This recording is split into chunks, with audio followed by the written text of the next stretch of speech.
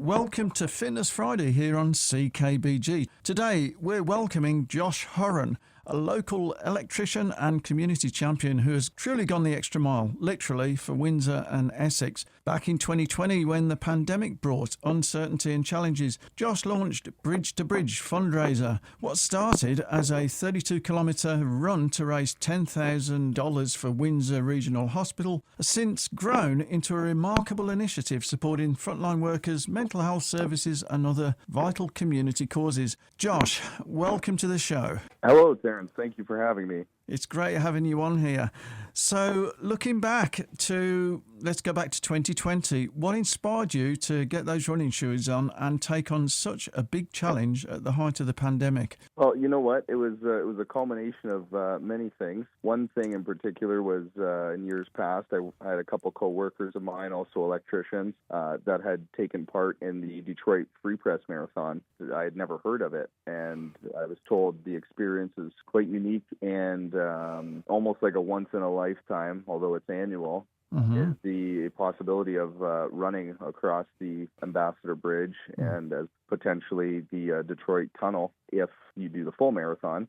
But the half marathon is a lot more manageable for a lot of not as experienced runners like myself. I'd always been a runner in high school, even grade school. I was more of a distance runner. I wasn't the fastest, but I did the 1,500 meter, and then years later, I was always active at the local gyms. And I like to start a workout with a run on the treadmill, maybe 1 or 2K. Nothing ever further than that. And then with the closure of gyms, I needed some sort of outlet, as well as my own personal experience, which led me to the realization of the importance of mental health and keeping physically fit, as well as mentally fit, how they coincided. I realized that I had struggled with depression for years undiagnosed, and anytime I was working out at the gym, lifting weights, exercising, I always felt better mentally. Again, it wasn't until my diagnosis, my medical diagnosis of bipolar 1, they call it a disorder, but I like to believe it's a superpower, and that was in May of 2019. I spent some time at the local Windsor Regional Hospital OLET campus on the third floor, the psych ward, they call it, but the mental health ward, to which I had friends over the years. They were patients, and I had visited them there. We all have our own things, no matter what level of the spectrum. We are affected since we're born and as babies. Versus nurture theory from books I've read. But what really inspired me to run was during the COVID pandemic. I was because of the stress, I was out of work for several, probably over a year, as well as my wife. We were home with our young daughter, who was just over 1 year old at the time. Just moved into our new home in Bell River. And I was in a heightened state, which I believe is more focused and energetic. Some people, too much for them. I go on tangents. I can speak at a faster pace, and a lot of people can't keep up. Everybody deals with mental health. It never sleeps. And the more the conversation gets going, the more open friends of mine and even, old classmates from high school have reached out and asked for ways they can help. But my original thought, the way that it came to me is I was out for a walk with my wife and daughter, and I just said to my wife, I said, you know what? I know I could run to the bridge. And she's like, yeah, whatever.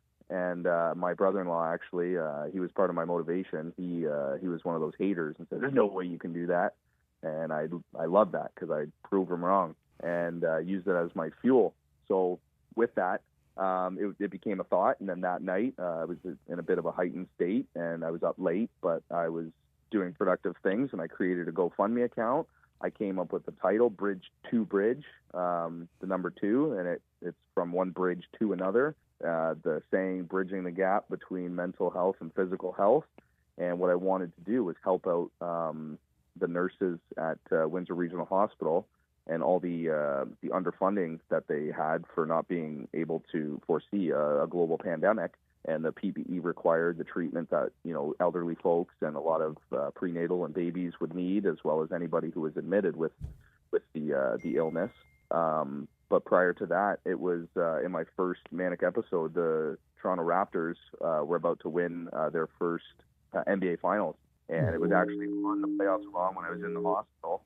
And I remember thinking to myself, I could run to Toronto right now. Down the 401, I could run. I had that much energy.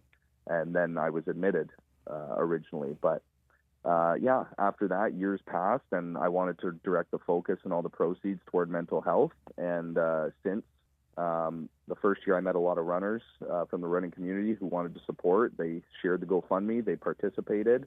I gained a lot of networking experience and met a lot of people where I got some media attention and things started really rolling for the good cause. And it wasn't about me. I did it on 3 weeks' notice to sacrifice a bit of my body for the sacrifices to which the local nurses were doing, running at all hours of the day, putting themselves in very vulnerable positions that they do all the time, but with the unforeseen circumstances and volatility of the pandemic and how we had to handle it, they were putting themselves at risk of getting sick, and just as they always do. So it was a real eye-opener in that regard. So I was happy to help. And so were other people in the community. It was great. It pulled a bunch of people together. And from there, the event had just spawned bigger and bigger. The first year we raised $10,000 with, like I say, the help of the GoFundMe platform, to which I've kind of steered away from. But the Windsor Regional Hospital Foundation, they were the big proprietary help, like aid in creating a website and the media and networking to get the word out there the first year. And Christina Nacarado and Giselle Sagan, now retired from the foundation, were pivotal parts of that in making that happen. So over the next 4 years up to today, all the funding has gone, it goes in trust on the website. All the funds are split equally 3 ways between Windsor Regional Hospital Foundation and their mental health department, Hotel Dieu Grace Healthcare and their more long-term mental health and substance recovery initiatives. I wouldn't mind getting Brentwood involved. However, Brentwood does a lot of their own fundraising, especially Christmas time for the Brentwood Lottery, but also Canadian Mental Health Association of Windsor Essex. Where are your sponsors? And tell us a little bit about that. Yes, all of our proud and supportive sponsors can be found on the hospital's website, which is, I believe, www.p2p.ca, and I believe it's /Bridge-2-Bridge. Mm-hmm. But that link can be found on my direct website, which is just Bridge-2-Bridge.ca, where you can find all registration, donations, pledging if you want to get involved through the hospital's website, where all the monies and donations are submitted in trust, to which you can receive a income tax receipt. If you want to come out and support the cause, any length of distance is welcome, from amateur to experienced runner. I'm going to be starting at the Ambassador Bridge. I believe the date, I'm going to try and go along with the Windsor Waterfront Half Marathon in September. So it highlights the Windsor Waterfront, as well as they have a 5K run. And if I'm new to running, Josh, and for the listeners out there, how would we prepare for this run? I would say the best way is there's a lot of resources in the city. One is actually Apex Performance. They do massage therapy, physiotherapy. They have a clinical psychologist on staff, but one of my good friends and the owner of the Running Factory of Windsor, where they sell all apparel, running shoes, they actually put on their own runs throughout the year. Gary, the owner Gary, as well as one of his young proteges, Kyle McCammon, who helped guide me through my training. They actually offer online as well as in-person training, weekly training sessions, and things of that nature. It is our 5th annual campaign, raising $50,000 this year. As the year is still, we have a couple weeks left in December. We're just cresting $16,000 to $17,000 at the moment on the website tracker. So if you wouldn't mind, please kindly share on your social medias, anybody listening, as well as if you're able to donate, please, because if we hit that $50,000 mark, that will be $100,000 raised for mental health initiatives and services over the past 5 years. Josh, it's been a pleasure having you on Fitness Friday and hearing all about the incredible work you're doing with the Bridge-to-Bridge campaign.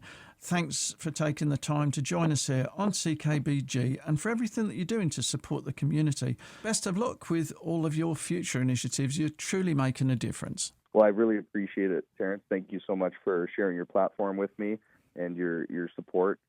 But also, I just want to finish with the catchphrase and the way that life should be handled is positivity is contagious. Yep, that's a good one. Thanks, Josh.